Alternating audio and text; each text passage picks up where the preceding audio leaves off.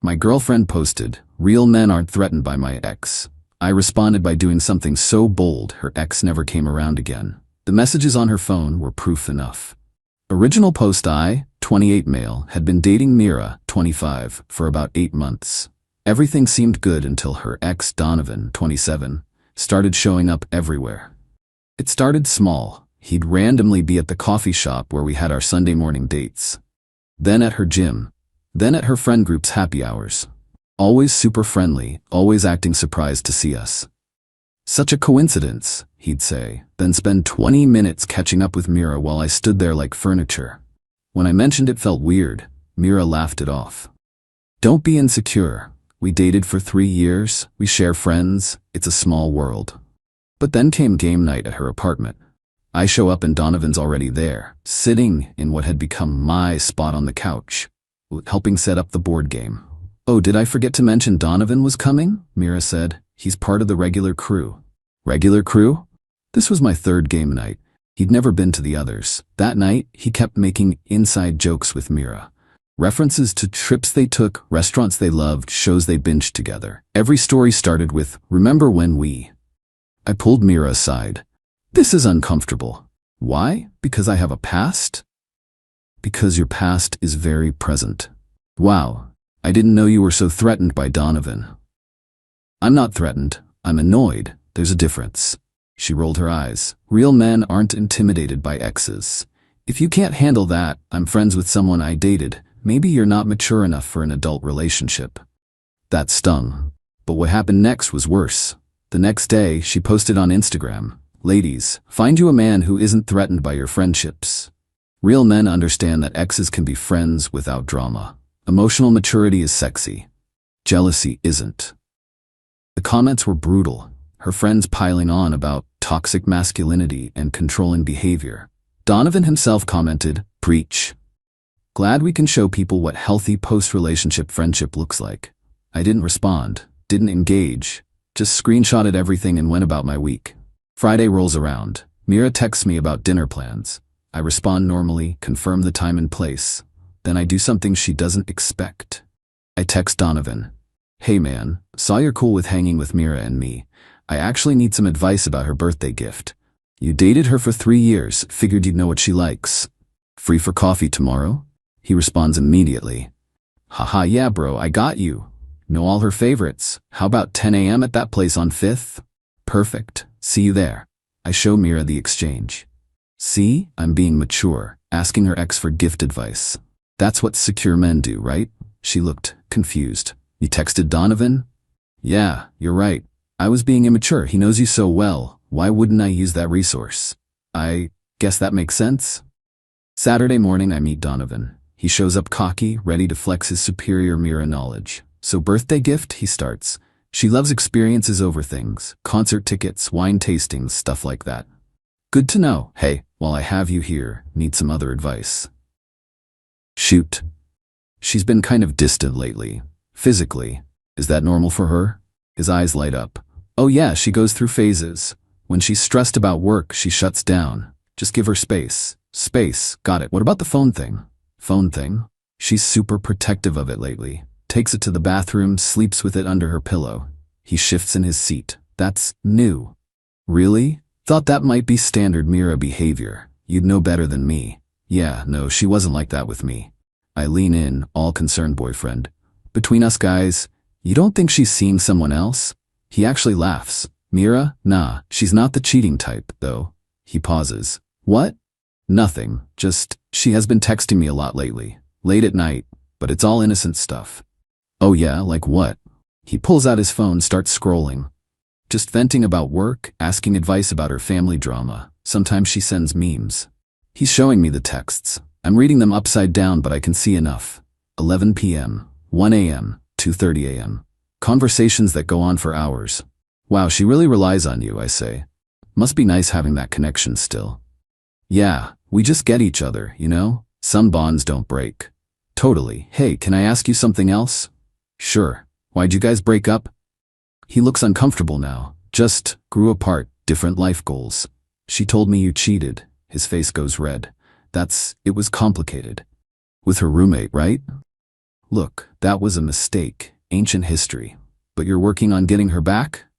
What? No, we're just friends. Really? Because these late-night text sessions seem like more than friend behavior. He gets defensive. She reaches out to me. I'm just being supportive. Supportive, right? And showing up everywhere we go. Coincidence? Every Sunday at the same coffee shop? I like their lattes. I smile. Donovan, I'm gonna be straight with you. I don't think you're over her, and I think you're hoping if you hang around long enough, she'll take you back. That's not. And honestly, based on these texts, you might be right. She's clearly not over you either. His eyes widen. You think? Look at these messages, man. She's texting you more than me, sharing stuff she doesn't tell me, using you as emotional support. That's not just friends. I mean, I have wondered. Tell you what? I'm gonna bow out. If she wants you back, I'm not gonna stand in the way. Wait, what? I'm serious. You two have history, connection. Who am I to interfere with that? You're breaking up with her? I'm gonna have a conversation with her. See where her head's really at. If she wants you, she should be with you. I don't do competition. He's actually excited now. Bro, that's really mature of you. Just being realistic. But hey, do me a favor? Those late-night texts, maybe screenshot them for me? I want to approach this with facts, not feelings. I don't know. Come on, you'd be doing me a solid. Help me understand what I'm dealing with. He thinks for a second, then starts forwarding screenshots. Text after text. Mira complaining about me. Saying she misses what she and Donovan had. Calling me nice but boring, saying Donovan just gets her in ways I don't. Thanks, man. This helps. We part ways. He's practically floating, thinking he's about to get his ex back. I go straight to Mira's place. She's all smiles until she sees my face. We need to talk. About? I pull up the screenshots. Your late-night conversations with Donovan. Her face goes pale. How did you? He showed me. Thought he was helping me understand you better. You tricked him? I asked for gift advice. He volunteered the rest. Interesting reading, though. Especially the parts where you tell him you miss your relationship.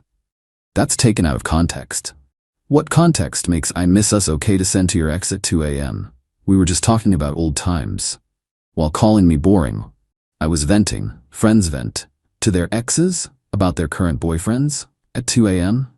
She's scrambling now. This is exactly why I didn't tell you. You're being jealous and controlling. No, I'm being done. What? You want to play games? Play them with Donovan. I'm out. You're breaking up with me over texts? I'm breaking up with you over dishonesty. The texts just prove it. This is insane. We were just talking. Cool. Now you can talk all you want. I won't be in the way. I turned to leave. She grabbed my arm. Wait, what did you tell Donovan? That I was backing off. That you two clearly have unfinished business. You what? He's very excited. Thinks you're getting back together. I don't want him back. He cheated on me. But you miss him. Your words, not mine. I miss the good times, not him. Tell him that. I'm sure he'll understand the distinction. You're being petty. I'm being practical. You wanted to keep your ex around? Congratulations, he's all yours. I left. My phone immediately exploded with texts from her, ranging from angry to pleading to threatening. I didn't respond to any of them. Update 1. 3 days later. The fallout has been incredible. So after I left Mira's place, she apparently went into full damage control mode. But here's the thing about Donovan. Boy was eager. According to mutual friends, he showed up at her apartment that night with flowers and wine, ready to restart their romance. Mira freaked out, tried to explain she didn't want him back, but Donovan had screenshots of his own. All her "I miss us" texts, her complaints about me, her saying he understood her better. When she tried to say it was just friendly venting, he pulled out the big guns, texts where she said she compared every guy to him, where she admitted she kept him around because she liked the attention. Yeah, she actually texted him that. At 1:47 a.m. on a Tuesday, Mira tried to kick him out, but Donovan went full desperate mode. Started crying about how he knew they were meant to be, how he'd changed, how he'd been waiting for this moment. She ended up having to call building security to remove him. But it gets better. Donovan, heartbroken and confused, did what any mature adult would do. He made his own Instagram post. When she says she misses you at 2 a.m. but calls security when you show up with flowers. Mixed signals much? Heartbroken again, she still loves me, worth the wait. He tagged her. He included screenshots of her texts. Multiple screenshots. Her friends saw everything. The same friends who'd been supporting her mature friendship with her ex. The ones who'd called me insecure. The comments were brutal. Girl, you were texting him that at 2 a.m.? This is messy AF. Poor Trevor never stood a chance. Yeah, they got my name wrong. Maybe your BF wasn't insecure, maybe he was right. Mira went into crisis mode. Called me 47 times. Left voicemails ranging from, "This is all your fault," to, "Please call me back, I can explain," to, "Donovan won't leave me alone now," to, "I'm sorry, you were right, please help me." I didn't respond, but I did watch the social media drama unfold like a Netflix series. She tried to do damage control with her own post. When toxic exes can't accept friendship and manipulate situations, some people really can't handle mature relationships. But Donovan had receipts, so many receipts. He commented with more screenshots. Texts where she said she was keeping her options open, where she admitted she liked making me jealous, where she said Donovan was her backup plan. Her friends turned on her quick. Backup plan? Mira, WTF. You were playing both of them? This is not the feminism we support. Team Trevor, honestly. Still getting my name wrong, but whatever. Then came Tuesday. I get a text from an unknown number. "Hey, this is Donovan. Can we talk?" Against my better judgment, I agreed to meet him. Coffee shop, public place. He looked rough, unshaven, red eyes, same clothes as his Instagram post. "I'm an idiot," he started. "Yeah, you played me. I asked for gift advice. You offered everything else. You knew what you were doing. So did you. Showing up everywhere, the inside jokes, the late night texting. You were trying to get her back." He slumped. "I thought we had something still. You had her attention. That's not the same as having her. She told me she loved me still last week, 3 a.m. She tell you she was also texting her coworker Javier the same thing?" His head snapped up. "What? Oh, she didn't mention Javier? The guy from accounting she's been having lunch with? Check her Instagram likes. Dude's all over her posts." He pulled out his phone, started scrolling. His face got darker with each swipe. "This mother?" "Yeah. You aren't special, Donovan. You were just convenient. An ego boost. Probably why she kept me around too." "So what do we do?" "We don't do anything. You stop texting her. Stop showing up places. Stop being her emotional support puppy. But she'll find another guy to play. That's what she does." "You seem pretty calm about this." I shrugged. I knew what she was about the minute she called me insecure for having boundaries. The texting you just confirmed it. So this was all some elaborate plan? Nah. I just wanted to see if my gut was right. Turns out it was. You showing me those texts was just bonus. He laughed bitterly. "I really thought." "You thought wrong. Move on, man. And maybe next time, when a girl with a boyfriend starts texting you at 2 a.m., recognize that's not friendship. That's fishing." We parted ways. He seemed defeated but clearer. Later that day, Mira showed up at my work.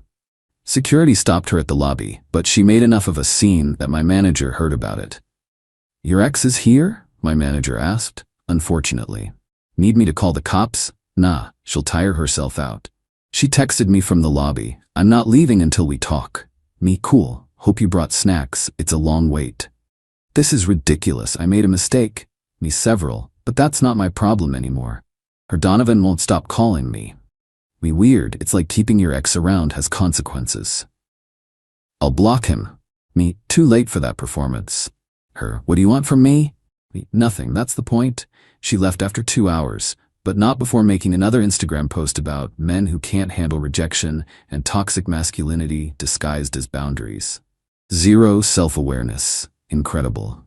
Final update, 2 weeks later. So the Donovan situation resolved itself in the most predictable way possible. After our coffee chat, he actually did try to move on, blocked Mira, stopped going to the places she frequented, even made a post about choosing self-respect over history. This drove Mira insane. See, she didn't actually want Donovan. She wanted Donovan wanting her. Without his attention, she had to face what she'd lost, a boyfriend who saw through her games and an ex who finally woke up to them. She tried texting him from different numbers. He blocked them all. She showed up at his gym. He switched locations. She sent friends to check on him. He told them he was fine and to stop asking. Meanwhile, I was living my best life. Started dating a woman from my cycling group. Posted nothing about it on social media, but word got around. That's when Mira went nuclear. She created a whole TikTok about how my ex turned my friend against me. Face filtered, voice changed, but details specific enough that people knew. She painted herself as the victim of two manipulative men who couldn't handle her independence. The video went semi-viral in our city. 50K views. Comments were split between "Yas Queen" and "This sounds fishy." But then Donovan did something I didn't expect. He made his own TikTok. No filters. Real face, real voice, and receipts. Every single text. Her telling him she kept me around for stability while keeping him for excitement. Her admitting she liked the drama. Her saying she was testing how much each of us would tolerate. But the killing blow? A voice message she'd sent him at 3 a.m., drunk, saying, "I know it's wrong, but I love having you both fighting over me. It makes me feel powerful." His video got 200K views. The comments were brutal. "Narcissist behavior. This is emotional abuse." She really said that out loud? Pick me, choose me vibes. Both dudes dodged a bullet. Mira tried damage control. Made another video calling it revenge porn. It wasn't just texts and voice messages. Claimed the audio was AI generated. People could tell it wasn't. Said both of us were coordinating to destroy her. We hadn't spoken since coffee. But the internet had decided. She became a meme in our city. The "I need two men fighting over me" girl. Someone made a remix of her voice message. It was playing at clubs. She had to private all her social media. Mutual friends said she was considering moving cities. Last week I ran into her at a grocery store. She looked tired, older somehow. "Enjoying this?" she asked. "I'm buying groceries." "You destroyed my life." You posted the first video, Donovan posted the response. "I'm just shopping for pasta." You planned all this. I planned to find out if my girlfriend was playing games. Everything else was you and Donovan making choices. I loved you. You loved the attention. That's not fair. Neither was keeping your ex's backup while calling me insecure. She started crying, right there by the organic vegetables. I felt nothing. Not satisfaction, not pity, just nothing. "For what it's worth," I said, "maybe use this as a learning experience. Real relationships don't need backup plans." I walked away. Haven't seen her since. Donovan messaged me last week. "Just thanks, bro. Needed that wake-up call." I didn't respond. We're not friends. We were just two guys being played by the same person. Now we're free. The woman I'm dating now? She has exactly 0 exes in her life. Not because I demanded it. Because she has boundaries. Funny how that works. Oh, and Mira's latest Instagram post I checked from a fake account? Sue me? Taking a social media break to focus on healing and growth. Sometimes the universe removes people to protect you.